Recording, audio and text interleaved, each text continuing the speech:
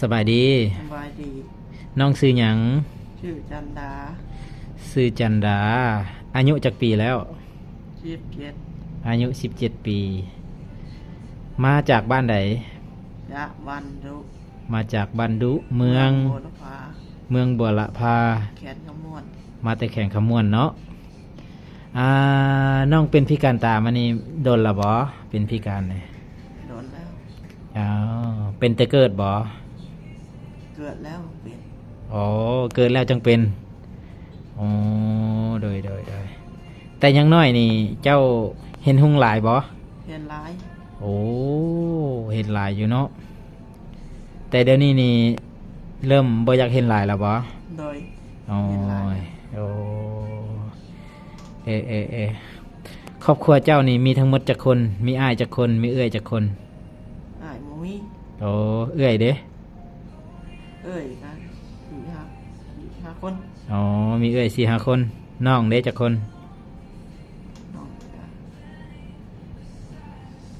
น้อง2คนเดินโอ้น้องมี2คน2ตัวนี้อ๋อโดยอยู่บ้านนี่เฮ็ดหยังอยู่บ้านตอนอยู่บ้านเฮ็ดหยังแน่เจอไปหันไปนี่ตักน้ำอยู่เฮือนอ๋ออยู่บ้านตักน้ำโดยขับมานึ่งข้าวโอ้เขาทาเพิ่นผ่าพื้นโดยพื้นลงเอาล้มโอ้ไปหาพื้นเลยล่มลงเอาล่มเฮือนโอ้ลงเอาอยู่ลุ่มเฮือนอ๋อโดยแล้วเฮ็ดหยังอีกบัดนี้มีดังไฟนึ่งข้าวดังไฟต้มน้ำกินอ๋อโอ้เฮ็ดเป็นหมดตัวนี่นึ่งข้าวก็เป็นตักน้ำก็เป็นก็ได้ออกให้ออกนาน้ำเพิ่นบ่ไปเพิ่นโจรไปเพิ่นโอ้พ่อแม่พาไปน้ำเพิ่นม่วนบ่อยู่บ้านกะม่วนโอ้เดยเดี๋ยวนี้มาอยู่ศูนย์คนพิการตาอยู่สวรรณเขตนี่รู้สึกจังไดรู้สึกม่วนบ่เลยอ๋อกินข้าวกินน้ำอิ่มบ่อิ่มอ๋ออยู่กับหมู่กับครูเด้ม่วนบ่ม่วนอยู่กับอ้ายกับน้องม่วนบ่อ๋อเจ้ามานี่เจ้าได้เรียนหยังแน่เจ้ามาอยู่ศูนย์เนี่ยมาอยู่สมาคมคนพิการตาแขวงสวรรณเขตเนี่ยเจ้าได้เรียนหยังแน่เรียนนวดเจ้าได้เรียนนวดโอ้เรียนหยังอีกเรียนชื่อเรียนหนังสืออ๋อเรียนหยังอีกเรียนมาเรียนหลายเรียนอ๋อเรียนกันนั่นเด้ซักเครื่องซักของเด้ก็ได้เรียนบ่เรียนอ๋อล้างถ้วยล้างบ้วงเด้เรียนโอ้ปัดเฮือนเด้ถูเฮือนเรียนเนาะอ๋อถือว่าพับเครื่องพับผ้าห่มเป็นหมดเนาะเป็นโอ้โดยอันนี้บ่ได้วัดติวกันมาก่อนเลยทุกคนจับกันมาแล้วก็ถามเลยนี่เนาะ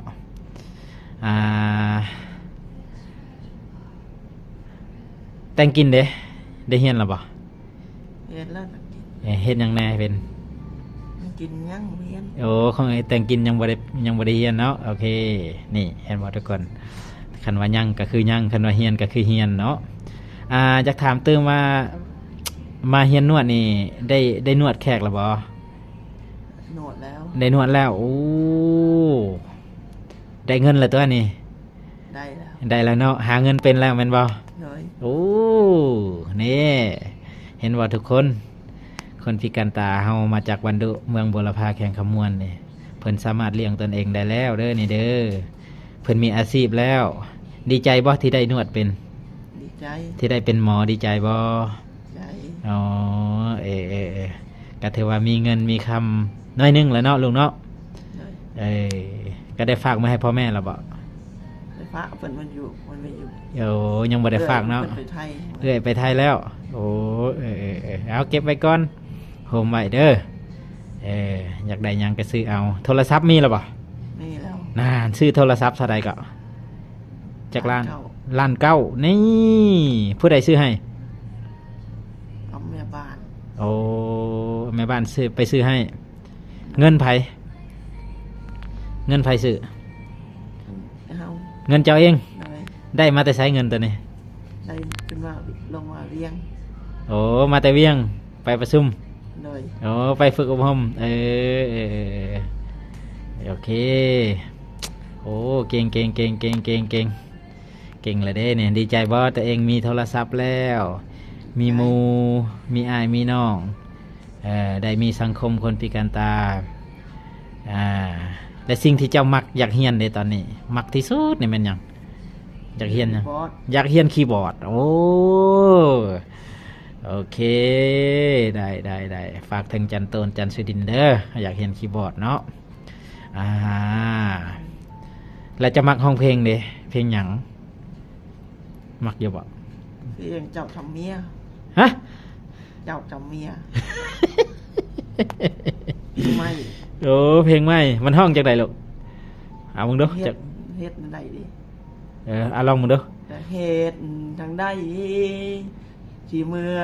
เป็นไปแล้ว น้องมีเมียแล้ว น้องอยู่แก่ใจ